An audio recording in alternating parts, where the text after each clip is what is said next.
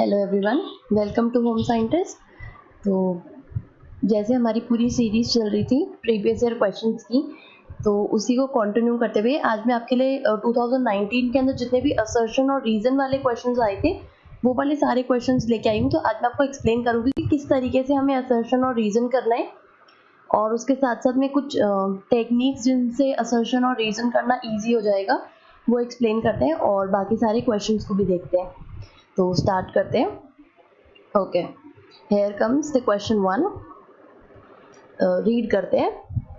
A Harvard longitudinal study done on well-being proves that getting a good education is the most important variable for the life satisfaction. Second read करते हैं। Academic achievement is positively correlated with success in life. Okay, अब सी जो assertion और reason वाले question होते हैं ना, इनको करने का बहुत सिंपल तरीका होता है कि आप इनको असर्शन और रीजन की जैसे मत मानो।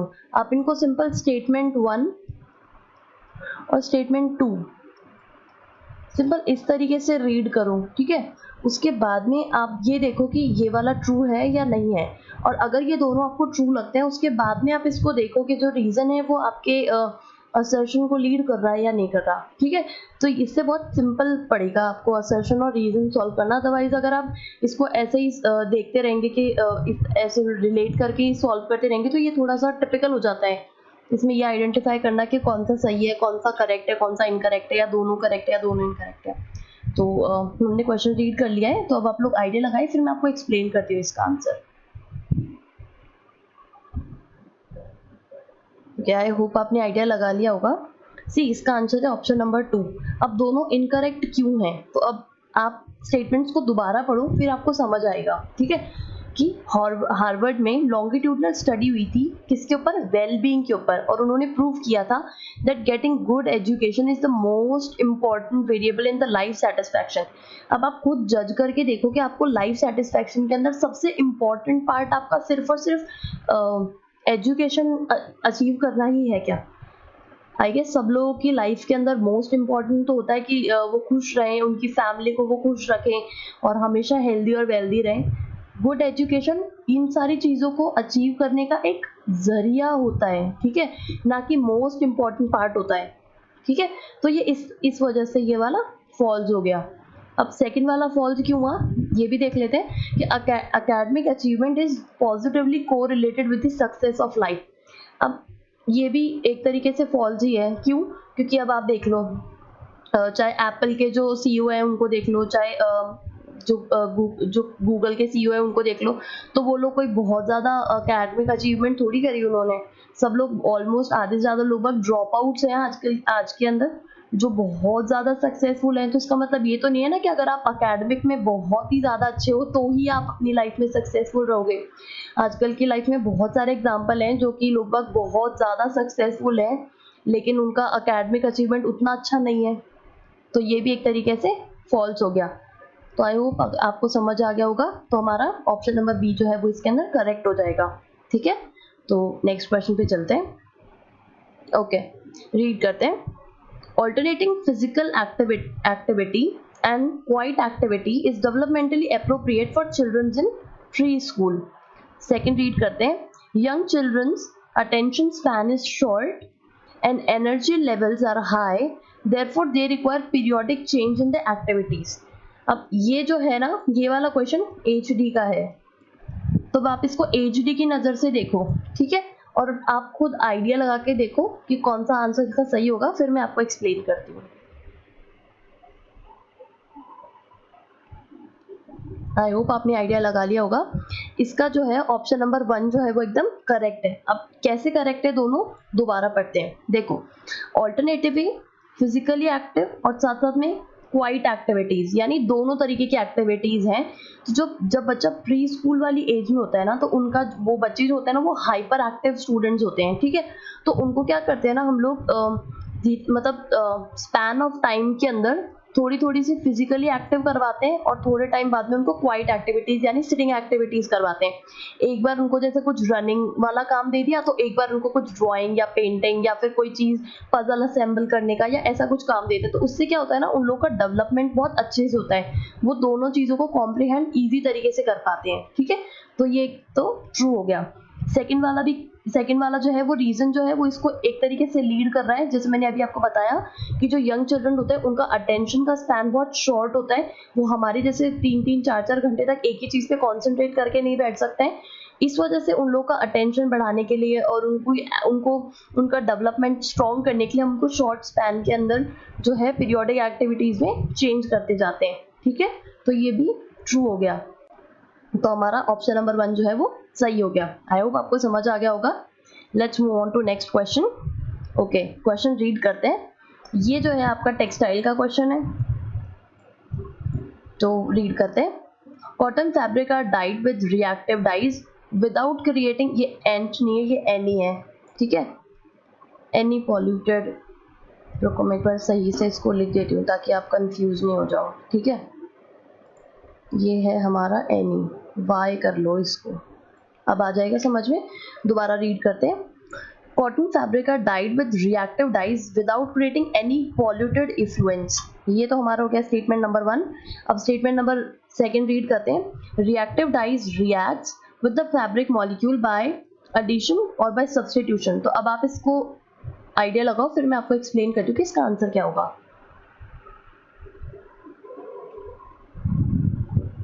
आई होप आपने आइडिया लगा लिया होगा। सी, इसका आंसर है ऑप्शन नंबर 4, जिसमें जो हमारा फर्स्ट वाला जो स्टेटमेंट है वो हमारा फॉल्स हो जाएगा। ठीक है, देखो जब हम किसी भी क्लोथ को या फैब्रिक को हम लोग डाई करते हैं और वो भी रिएक्टिव डाई है, तो किसी भी चीज को डाई करेंगे तो आप उसके अंदर से पॉल्यूटेड इफ्लुएंट्स तो निकलेंगे ही निकलेंगे। ठीक है, तो इस वजह से ये वाला वैसे फॉल्स हो गया कि भाई ऐसा कोई भी डाई नहीं है, और पहली बात रिएक्टिव डाइज ऐसी नहीं है जिनसे आप लोग पॉल्यूटेड इफ्लुएंट निकाले बिना किसी कॉटन फैब्रिक को कलर कर दें, तो ये इस वजह से फॉल्स हो गया। सेकंड क्वेश्चन ट्रू क्यों है, क्योंकि जो रिएक्टिव डाइज होती है वो सच में फाइबर के साथ के फैब्रिक मॉलिक्यूल्स के साथ में रिएक्ट करते हैं, और इसके अंदर या तो वो ऐड हो जाता है या फिर वहां जाके सब्स्टिट्यूट हो जाती है, यानी मॉलिक्यूल के साथ में ही वो जाके अपना बॉन्ड बना लेते हैं और वहां पे उसके साथ में ऐड हो जाते हैं। और सब्स्टिट्यूशन का मतलब होता है या फिर उस मॉलिक्यूल के साथ में कोई दूसरा मॉलिक्यूल हटा के और खुद उसकी जगह पे आ जाते हैं, तो एक तरीके से दोनों तरीके से ऐड हो जाते हैं एक पर्टिकुलर फाइबर के मॉलिक्यूल के साथ में। ठीक है, आई होप आपको समझ आ गया होगा दोनों ऑप्शंस हमारे। तो let's move on to question number 4। Okay, read करते हैं। Ratifying international conventions has impacted legislation, policies and programs for women and children.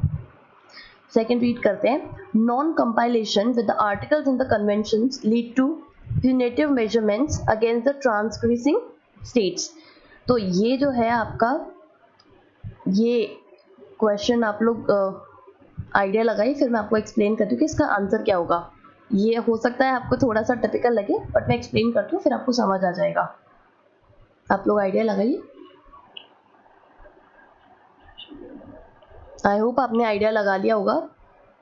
इसका आंसर ऑप्शन नंबर 1, जिसमें हमारे दोनों जो स्टेटमेंट्स हैं वो दोनों सही है। मैं आपको एक्सप्लेन करती हूँ कि ये क्या बोलना चाह रहा है। सी, इसमें लिखा है कि इंटरनेशनल कन्वेंशंस जो भी होती है ना, ठीक है, जैसे हमारे पास जो वुमेन और चिल्ड्रन सेफ्टी के लिए जो भी हमारी कन्वेंशंस होती है, जैसे मान लो कोई यूनिसेफ का कुछ हुआ, ठीक है, जिसमें वुमेन और चिल्ड्रन के ऊपर बात होती है, कोई WHO की कोई कन्वेंशन हुई है, कोई उनसे कुछ आए हैं, कुछ पॉलिसीज, कुछ लेजिस्लेशन प्रोग्राम्स कुछ आए हैं, तो अगर यहाँ से आपको कोई कन्वेंशन हुई है और वहाँ से अगर आपको कोई स्पेसिफिक रूल्स मिले हैं या फिर कुछ सेट ऑफ नॉर्म्स मिले हैं, तो वो जो है वो अगर वो जो है वो इंडिया, एक तरीके से हम लोग इंडिया पे एग्जांपल लेके समझते हैं कि अगर यहाँ से हमें कुछ भी रूल्स या नॉर्म्स या कुछ भी मिलते हैं फॉलो करने के लिए, तो उससे हमारे यहाँ के विमेन और हमारे यहाँ के इंडिया के चिल्ड्रंस के ऊपर कोई ना कोई जो हम लोग पॉलिसीज बनाते हैं, प्रोग्राम्स बनाते हैं, उन पे असर तो पड़ता ही है। जैसे अभी हमने चाहे वो अनीमिया मुक्त भारत ही बनाया हो या फिर हमारे बहुत सारे ICDS के जैसे प्रोग्राम्स जो भी चलते रहते हैं, उन सारे प्रोग्राम्स और पॉलिसीज के अंदर कहीं ना कहीं पे यूनिसेफ का या WHO का, इन सब का कहीं ना कहीं रोल रहता ही है। ठीक है, तो उससे हमारे ये मतलब कहीं ना कहीं इंटरनेशनल कन्वेंशन जो होती है वो हमारे विमेन और चाइल्ड के अंदर, हमारी पॉलिसीज और हमारे प्रोग्राम्स के अंदर इम्पैक्ट डालती है। ठीक है, और सेकंड वाला क्या बोलता है, non compliance with the article with the convention lead to punitive measurement. Transgressing states वो होते हैं जो कि जो फॉलो नहीं कर रहे होते हैं, यानी जैसे कोई कन्वेंशन हुई, उसके अंदर उन सारी कंट्रीज ने पार्टिसिपेट करा था, लेकिन उसमें से पर्टिकुलर इस कंट्री ने इस चीज को फॉलो नहीं किया, तो ये एक तरीके से ट्रांसग्रेसिंग स्टेट हो जाएंगे।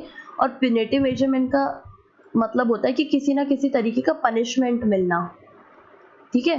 यानी अगर आप उस पूरे कन्वेंशन के पार्ट हो, ठीक है, और आपने वहाँ के सारे नॉर्म्स भी देखे हैं, लेकिन आप उनको फॉलो नहीं कर रहे हैं उसका पार्ट होने के बावजूद भी, तो आपके लिए कोई ना कोई पनिशमेंट वाले मेजरमेंट्स जो उनके होते हैं वो आपके लिए एक्शन उठा सकते हैं वो आपके अगेंस्ट पे, ठीक है। तो ये वो चीज से रिलेटेड है, तो इस वजह से हमारे दोनों के दोनों क्वेश्चंस करेक्ट हो जाएंगे, ठीक है। आई होप आपको समझ आ गया होगा। Let's move on to next question. Okay, read करते हैं। The modernization paradigm advocates for a change in the mindsets of individual in poor countries. Second, read करते हैं। Modernization required people to be guided by their cultures and traditions than by outside pressures. Okay, अब आप इसको read करो, ये बहुत interesting question है, तो आप लोग आइडिया लगाओ, फिर मैं आपको एक्सप्लेन करती हूँ। आई होप आपने आइडिया लगा लिया होगा। सी, इसका जो ऑप्शन है वो है हमारा ऑप्शन नंबर 1।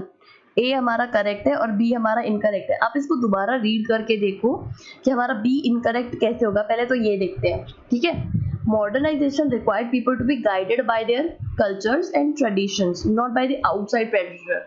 कैसे? जब हम कोई मॉडर्नाइजेशन की तरफ जाते हैं तो हमारे कल्चर और हमारे ट्रेडिशंस कभी हमें बोलते हैं क्या कि आप लोग जो है वो मॉडर्नाइजेशन की तरफ जाओ। जैसे जो हमारे इंडियन कल्चर है, ठीक है, उसमें साड़ी पहनना है, उसमें सूट्स पहनना है, एक तरीके से हम लोग ड्रेसेस का एग्जांपल लेके चलते हैं। तो हमारा जो इंडियन कल्चर और हमारा जो इंडियन ट्रेडिशन है वो कभी हमें बोलेगा क्या कि आप लोग माइक्रो मिनीज पहनो या फिर आप लोग शॉर्ट्स पहनो। तो ये चीज तो एकदम फॉल्स हो गई ना कि आपके कल्चर्स और आपके ट्रेडिशन जो है वो कभी भी आपको मॉडर्नाइजेशन की तरफ जाने के लिए या फिर इस तरीके से वेस्टर्न सोसाइटी की तरफ जाने के लिए कभी भी प्रेशराइज नहीं करते हैं। हमेशा आप जो प्रेशराइज होते हो वो आपके पीयर से होते हो या फिर आउटसाइड जो प्रेशर्स होते हैं उनसे आप इन्फ्लुएंस होते हो और फिर आप मॉडर्नाइजेशन की तरफ जाते हो, ठीक है। इस वजह से हमारा बी इनकरेक्ट है। अब ए पे बात करते हैं। The modernization paradigm advocates for a change in the mindset. अब लोगों को लगता है कि मॉडर्नाइजेशन का मतलब जो होता है ना वो सिर्फ और सिर्फ या तो कपड़ों में बदलना या फिर अपने रहन सहन में बदलना, इस चीज से होता है। लेकिन मॉडर्नाइजेशन का मतलब होता है आपके माइंड सेट्स को बदलना। जो पुअर कंट्रीज है, जैसे पुअर कंट्रीज तो नहीं बोलेंगे, जैसे हम लोग ये बोल सकते हैं कि अंडर डेवलप्ड कंट्रीज है या फिर डेवलपिंग कंट्रीज है। जैसे इंडिया जो है वो डेवलपिंग कंट्री में आता है, तो वहाँ के जो लोग बाग है ना उनकी मेंटालिटी अभी भी बहुत छोटी है, ठीक है। उनको ऐसा लगता है कि भाई शॉर्ट स्कर्ट्स पहन ली है या माइक्रो मिनीज पहन लिया तो मतलब लड़कियां खराब हो गई या ऐसा कुछ भी, ठीक है। मतलब अभी तक भी ऑर्थोडॉक्स सोसाइटी वाली चीज है यहाँ पे, ठीक है, कि अभी भी डॉरी चल रही है या फिर सती प्रथा एक्सेट्रा, ये बहुत सारी चीजें चल रही है, ठीक है, कि गर्ल चाइल्ड को पढ़ाना नहीं चाहिए या फिर गर्ल फिटिसाइड वाली इतनी सारी चीजें चल रही है। तो ये इस चीज को जब हम माइंडसेट को चेंज करेंगे ना तो हमारी जो सोसाइटी है वो मॉडर्न सोसाइटी बनेगी, ना कि आप अपने क्लोथ्स पे या किसी चीज पे जज कर सकते हैं अपनी सोसाइटी को, ठीक है। तो मॉडर्नाइजेशन की पैराडिगम जो है वो एक तरीके से किसी भी पुअर कंट्री में जो लोग बाग रह रहे हैं उनका माइंडसेट बदलने की बात करती है, ठीक है। तो ये स्टेटमेंट हमारा ट्रू हो जाएगा और ये जो आउटसाइड प्रेशर वाला है कल्चर और ट्रेडिशन वाला, ये स्टेटमेंट हमारा फॉल्स हो जाएगा। तो इसका ऑप्शन A1 सही हो जाएगा। ओके, तो next move on to next question. Okay, ये आज का हमारा लास्ट क्वेश्चन है और ये HD का क्वेश्चन है, काफी इंटरेस्टिंग क्वेश्चन है। आप लोग रीड करते हैं और फिर आइडिया लगाते हैं। Okay, innovation is same as creativity. Second statement क्या है? Creativity is the ability to generate new idea and innovation refers to the social application of the creative idea. तो अब आप इसको आइडिया लगाओ, फिर मैं आपको एक्सप्लेन करती हूँ।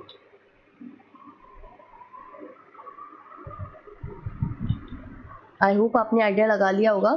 सी, इसका सही आंसर जो है वो है हमारा ऑप्शन नंबर 1। अब 1 A करेक्ट है और B इनकरेक्ट है। अब रीड करते हैं कैसे। देखो, ऊपर वाली बात तो एकदम सही है कि इनोवेशन जो है वो क्रिएटिविटी का सिमिलर है, ठीक है, एक तरीके से सिनोनिम्स की जैसे काम करते हैं, बट सिनोनिम है नहीं, ठीक है। हम लोग कभी कभी बोलते हैं ना कि हमने कुछ नया इनोवेट किया है, वो हमारी ये क्रिएटिविटी है। तो एक तरीके से सेम चीज होती है लेकिन फिर भी सेम नहीं होती है। अब यहाँ सेकंड वाले के अंदर एक्सप्लेन करती हूँ। जो क्रिएटिविटी होती है ना, जैसे कोई एक पर्टिकुलर आइडिया अगर आपका जनरेट हुआ है ना, तो उसको आप इनोवेशन बोल सकते हो। ठीक है, इन्होंने बस क्या किया, इसकी डेफिनेशन यहाँ लिख दी और इनोवेशन की डेफिनेशन ऊपर लिख दी। जस्ट इन्होंने क्या है, फ्लिप कर दिया डेफिनेशंस को। ठीक है, तो इससे आपको आइडिया पड़ जाएगा कि जो क्रिएटिविटी होती है ना आपकी, वो आपकी सोशल एप्लीकेशन होती है। ठीक है, और जो आइडिया जनरेशन होता है वो जो है वो आपका इनोवेशन होता है। यानी इनोवेशन, जब आप कोई चीज इनोवेट करते हैं तो उसके अंदर आप एक नया आइडिया जो है उसको जनरेट करते हैं। ठीक है, और जब आप क्रिएटिविटी करते हैं तो आपको ऑलरेडी आइडिया होता है, बट आप उसको एक नए अंदाज में प्रेजेंट करते हैं। ठीक है, उसके अंदर आप आइडिया जनरेट नहीं कर रहे होते हैं, आप उसको सोसाइटी के अंदर अप्लाई करने के लिए कुछ आपकी तरफ से क्रिएटिविटी लगा रहे होते हैं। ठीक है, इस वजह से हमारा बी इनकरेक्ट है और हमारा ए करेक्ट है। ठीक है, तो आज के हमारे यही 6 क्वेश्चंस थे। आई होप आपको समझ आ रहे होंगे सारी चीजें। तो आपको ये भी समझ आएगा कि किस तरीके से हमें असर्शन और रीजंस को सॉल्व करना चाहिए। तो अगर आपको मेरा बनाए हुए वीडियोस, मेरी लेसन्स अच्छे लग रहे हैं तो प्लीज़ मुझे कमेंट सेक्शन में कमेंट करके बताइए। और अगर आप चैनल पे नए हैं तो प्लीज़ चैनल को सब्सक्राइब कीजिए, लाइक कीजिए, शेयर कीजिए और बेल आइकन दबाना मत भूलिएगा। इससे आपको टाइम टू टाइम मेरे चैनल पे नोटिफिकेशंस मिलते रहेंगे। मैं डेली लेसन्स अपलोड करती हूँ। तो अगर आपको कोई भी डाउट है या फिर आप कुछ और टॉपिक देखना चाहते हैं तो प्लीज़ मुझे कमेंट सेक्शन में कमेंट करके ज़रूर बताइएगा। Thank you so much.